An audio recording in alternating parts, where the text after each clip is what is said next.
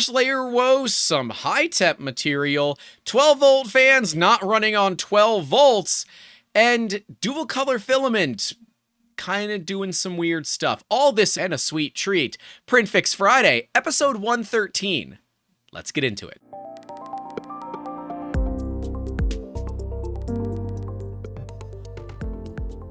Hey guys, welcome back to the channel, and if you are new here and you're dealing with some print fails, don't worry, we're here to help.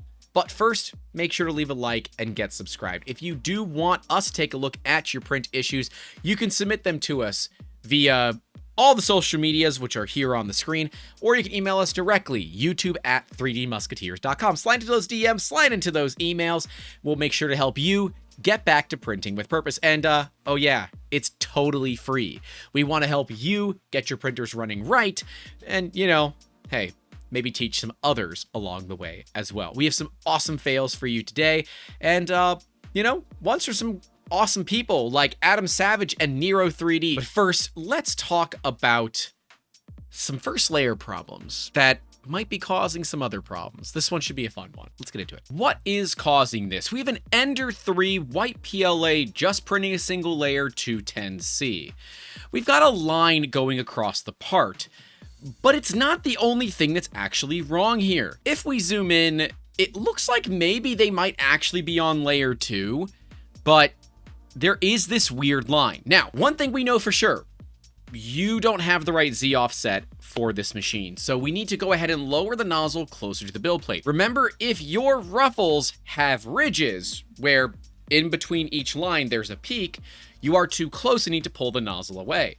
If you have valleys in between, like we do here, your first layer is too far from the build plate. We covered this in a recent video going all over the Z offset for your printer. We'll card to it so you guys can take a look if you haven't seen it yet. But they want to specifically know what's going on with the line that we see here. I don't actually know what causes this. I don't know if it's something to do with the bed being a little bit dirty, but we can see a little bit of an extra blob there. So maybe there is a line that it was printing over and now it's printed over it completely. I actually don't know. The first thing I want to check though is get that Z offset correct. Then we can look at the part. The other thing that might be happening here is that the part doesn't have a flat surface, and a lot of it might be printing in air, and you might have a couple little pieces touching the build plate, and then the rest of it is a bridge layer.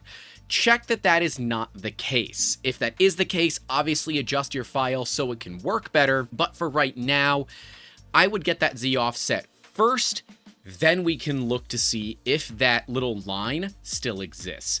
With that Z offset perfect, printing glass like we expect, you will have a better first layer, and this issue might completely disappear. 2 weeks and 1 successful print. What am I doing wrong? We have a printer here. It is an Ender 3 V2 running Micro Center Inland PLA, which from my knowledge at this point is all Polymaker, which great filament. They're actually going to be sponsoring the upcoming Voron Trident build alongside of LDO. LDO provided the printer and Polymaker provided the filament. So generally speaking, Inland Filament, it's good stuff, especially since if you have a Micro Center near you, which I don't, it's very frustrating. But if you have a Micro Center near you, you can just go there and pick up filament. It's a great way if you're trying to start a small business to have inventory without actually having inventory. Let a store carry it, and then you can just go buy it off the shelf. And sure, you might run into times where the color that you need is not in stock, but it certainly beats keeping 300 rolls of filament in stock like I do. I don't need 300 rolls of filament in stock, but Polymaker continually has very good sales, and I have a problem. Anyways, we can see it's a totally stock Ender 3 V2, with a nozzle temp of 230 and a bed temp of 70, print speed is 70, and they're using bed leveling with the 0.1mm feeler gauge with no enclosure. Flat coins or discs print fine. Trying to go vertical, it eventually fails. Now, looking at this, it doesn't appear that it is something to do with your bed adhesion. In fact, it looks like you have heat creep, and at 230C for PLA, chances are you got some heat creep. This material should be printed at like 200 to 210 max. And at 70C, you don't need to be running at 230 degrees centigrade. And bed temp of 70C, while that is quite high, it is technically okay. I would not go over 65C for PLA.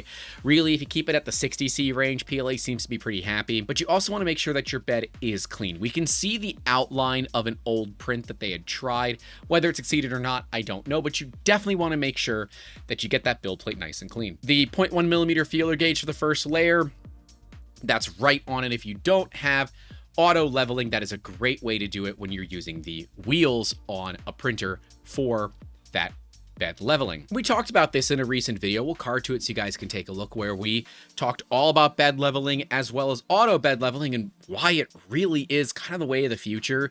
And if you don't have it on your printer, then, you know, it's actually getting considerably affordable to add it on with very, very little effort. But this piece that we see here, I think we're just getting some heat creep. 230 is enough to start crystallizing that PLA and get it to a point where it's not all that happy anymore, and it could be causing a backup. If you are printing your materials really hot, you will also want to check the Bowden tube on the printer. You will see some connectors. It will look like this. To get the material out, if you have one of the clips, take the C clip off, then you will push down as you pull out on the filament, and that gets it done. When you get everything taken care of, put that clip back in so the Bowden tube doesn't slip. If you don't have those clips, you can actually print them out, or you can buy a bunch of them for really cheap. So pick your poison there. That one's kind of up to you guys. But it looks like your first layer adhesion is fine. The print itself, though, appears to be failing, and I would suspect heat creep at these temperatures. Speaking of temperatures, CF Peak. Yeah, that's a fun material, and they're printing a Benchy with it. They're asking if it is supposed to be this rough. The printer is an Aeon M2 using Super Slicer and Cetaspire CF Peak with 410 on the nozzle, 170C on the bed, and 120C in the chamber. Yes, those are real numbers for real material. And yes, that is actually right. In fact, that might be a little bit low for CF Peak for printing temp. But yeah, hot bed, hot chamber, CF Peak loves temperature. Often when we see carbon fiber prints that aren't basically perfectly smooth, right? Carbon fiber or any fiber-filled material tends to hide layer lines incredibly well. And when we see issues like this, it is pretty much always water. Now, I know how I constantly say it's not wet filament. Just for future reference, freshly opened filament does not mean it's not wet. It's not wet filament. It's not wet filament. It's not wet filament. If it was wet filament, it'd be stringy. It's not wet filament. But when you are dealing with a fiber-filled material, water uptake is actually much more noticeable because your layers start to be a little bit more rough. It looks and feels like sandpaper. With that being said, CF Peak is a very tough material to print, and you definitely want to print it very slow when you're starting. If your printer does not have a hearted nozzle, which I'm fairly certain the Aeon M2 does, but if it doesn't, rip to that nozzle because CF Peak is incredibly abrasive with those carbon fibers and will degrade all but the hardest of tool steel nozzles pretty darn fast. And while we do love our diamond nozzles around here, they are not technically rated to go this hot. We've never tried it yet, but theoretically it should be okay. It's just not rated to do it, so don't, because it's $100 nozzle. You don't want to hurt the nozzle. Anyways, you might also not have great material. I don't know this brand of material, this Cetaspire CF Peak. I've never heard of it. Maybe they're good, maybe they're not. I honestly don't know. We can see that Aeon actually has an entire document about it, and we can see that you will want to dry it at 150C for at least 4 hours before use, and you will want to process and feed from a low humidity environment. Those are things you will need to be conscious of. And if you're not doing that, you got to be careful. We can see it that the first layer extrusion temperature of 410 to 450, they're on the low side of that with the speed of 20 to 30. And of course, when you start to turn up your speeds, you will need to turn up your temps. So for this material, CF Peak 410 might actually be a little bit too cold, so you would look at wanting to raise that up. But I would first start with making sure that it is very dry. We do see some issues here with overhangs. It's likely because there's no cooling fans, and if there are cooling fans, it's probably more of a CPAP style. I don't have any experience with the Aeon M2. We were trying to get one about a year ago or so when I had a buddy who worked for them, but that unfortunately did not work out because, as the poster says here, it's a filament printer that's $60,000, and you all might say that's a ton of money. Your $1,500 or even $2,000 printer can't print CF Peak at all, let alone like this. And while the surface finish is not perfect, it ain't bad considering how difficult Peak, PEC, and some of these, you know, upper echelon tier plastics can do. Which, hilariously, Prusa just announced that they have a machine that will be capable of this, the HT90, which can go up to 90°C in the chamber and utilizes a high temperature hot end for materials like Peak, PEC, and Ultem. They actually show off a PEI part, which is Ultem, polyether imide, the same stuff your print beds are made out of. It can print, which there aren't a lot of machines out there under 10 grand that can do it, and we're hoping to see that that HT90 stays underneath that $10,000 price point. When you start looking at industrial grade machines, they come with industrial grade prices. We have a few industrial grade machines here. The cheapest of them is $40,000. They do very specialized work, and they make good money doing it. So who am I to complain? But I would start with making sure the stuff is crazy dry. Let it be very dry, and then you will want to print out of that dry enclosure if you can. If you can't, also dry a ton of desiccant and print inside of a sealed chamber that the desiccant can bring down in humidity. Something like a specifically made dry box with a seal would be great, or even a bucket if you wanted, like a smaller bucket where the spool could fit in, where you drill a hole and put a Bowden tube in. Gaston, a bucket for monsieur. It's kind of jank, but it would technically work. And if it's jank and it works, is it really all that jank? 3D printing with multicolored filament. Can anyone please tell me why some layers on these sides of the print have some purple and some gold? I thought it was multicolored filament. One side is one color and you turn it and you start to see the colors. Well, it is. And it does, assuming the filament doesn't rotate as it is being fed into your extruder. With these dual color filaments, they are actually extruded as two different colors, like toothpaste, if you will, and then they're fused together right as they come out of the nozzle. It's a super cool process. I wish we could show it to you guys, but none of my filament contacts have the capability to do this. If you guys know of one that does, and they would like to film with us, please let me know, because I would love to show how this works and the process for doing it. And if you are interested in learning how filament is made, we just released our tour of printed solid, and coming real soon, we're going to be making Elixir. If you guys want to see how Elixir is made and all the nitty-gritty detail that goes into it, stay tuned, get subscribed, and hey, leave a like while you're down there. It doesn't cost you anything, because when we do that video, there will also be a live stream with it where we will be giving away some of the material that we made at Printed Solid. So if you want to have the chance to get some of that material, make sure to get subscribed and tune in, because that video is coming soon. Well, shit. This just happened this morning. The unit is less than 2 months old. That is not the nozzle hanging. That's the heat break. Oh no. They emailed Sovol, and if it's anything like the last time, I expect it to take a week or two to hear back. Not sure what the root cause is, but I know it's borked. This printer has been a beast for me though. Had some hiccups in the beginning. It's my first printer, but this is crazy. I have never seen anything like this, and I hope none of you have either. So we've got a hot end that has not only come apart, but it has fundamentally fallen out of the machine itself. There's our hot end.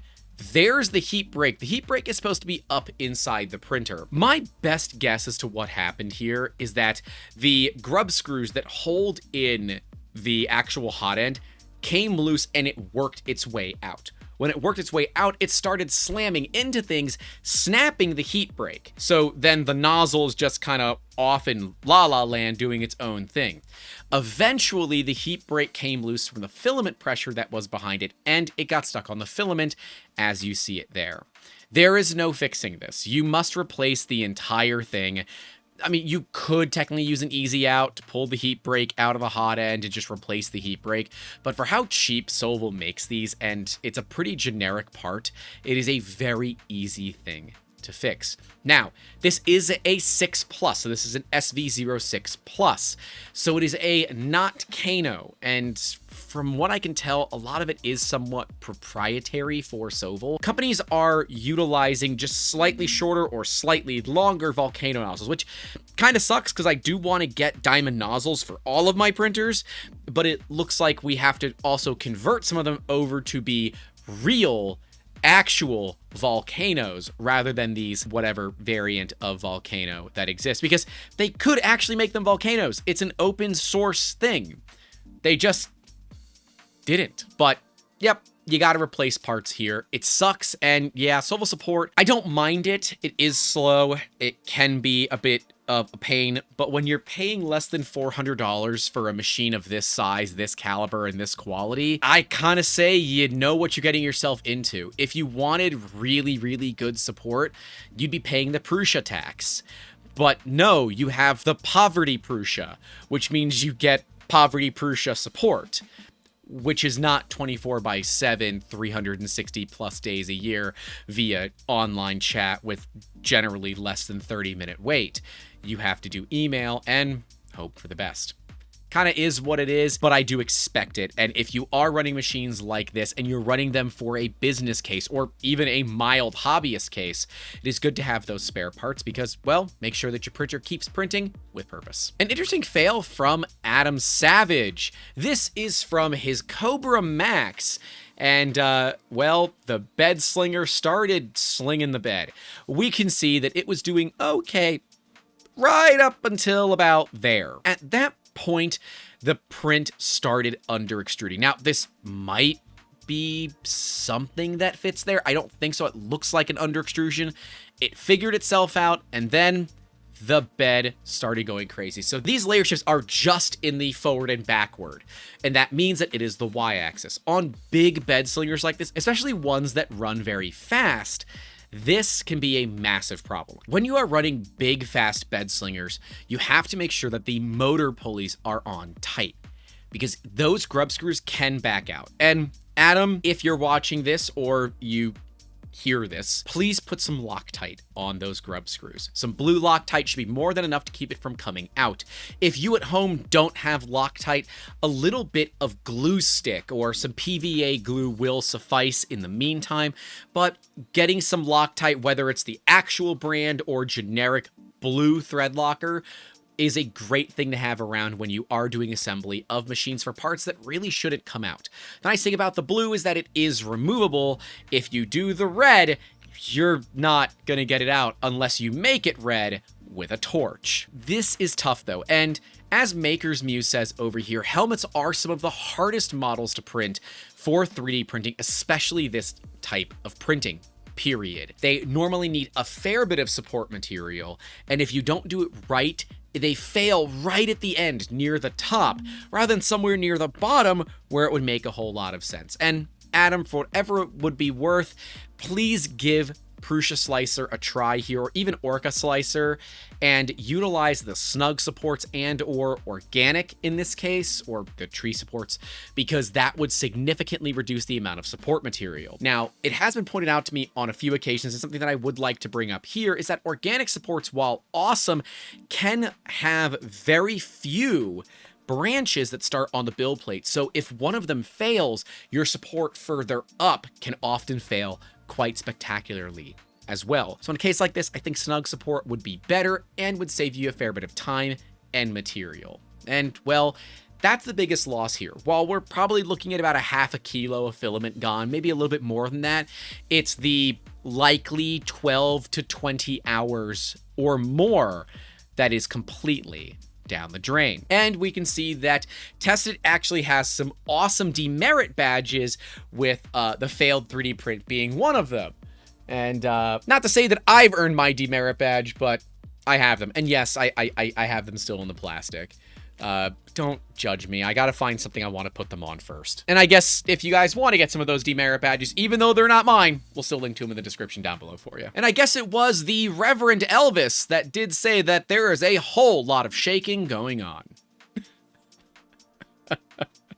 Next up, a fail from our Patreon Discord, Madcat USA. I think that gives him the hat trick. I think this means that he's been on the show 3 weeks in a row. Mr. Madcat USA here has been having a huge issue with the cooling fan for his hot end on his Bugbu. His Bugbu, which those that don't know about it, a Bugbu is a custom printer build that is based around a bamboo motion system, but it is a smaller thing. It's like an Ender 3 size printer.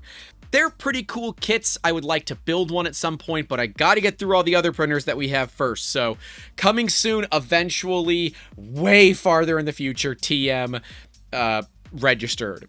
You heard it here first. And this was the fan that he put on. Now, people would look at this and say, yep, nope, that's a fine fan. It's 40 mil, 12 volt, brushless, no big deal. Except for the Bugbu is a 24 volt printer, and that's a big problem. And so we said, Bad Cat, can you please take a look at the fan to see what voltage the fan is? And he sent us the photo and said, I have found my problem. And yes, he has, and thankfully he replaced it with a 24 volt fan, and now it is printing nice and quiet. That is something to take a look at, especially when you're doing self-sourced 3D printer kits, that your fans are the right voltages.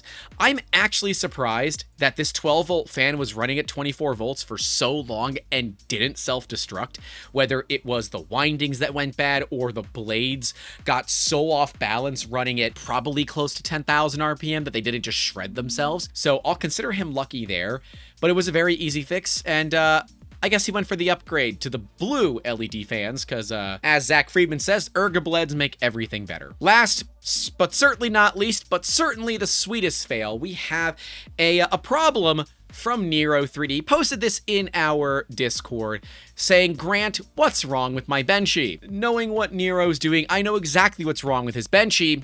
It's made of chocolate.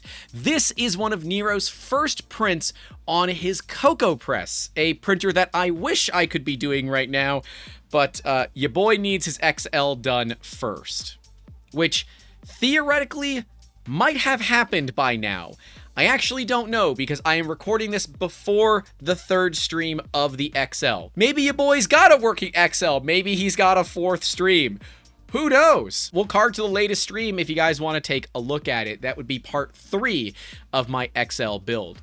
But the Cocoa Press will be one coming soon, where it is a printer that prints chocolate. And yes, Ellie, I'm still doing these. This is episode 113, and I'm going to tag you in it just because I can.